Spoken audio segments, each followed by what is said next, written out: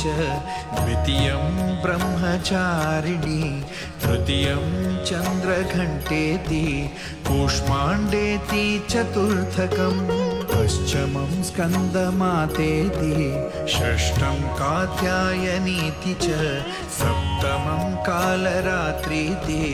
महागौरीति चाष्टमं नवमं सिद्धिदात्री च नवदुर्गाः प्रकीर्तिता उक्तान्येतानि नामानि ब्रह्माणैव महात्मना अग्निना दह्यमानस्तु शत्रुमध्ये गतो रणे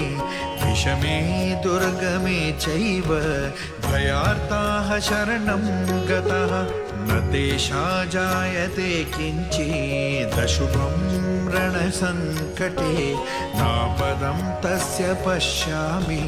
शोकदुःखभयं नहि यैस्तु भक्त्या स्मृतानूदं तेषां वृद्धि प्रजायते ये त्वां स्मरन्ति देवेशि रक्षसे तान् संशय संस्थातु चामुण्डा वाराही महिषासना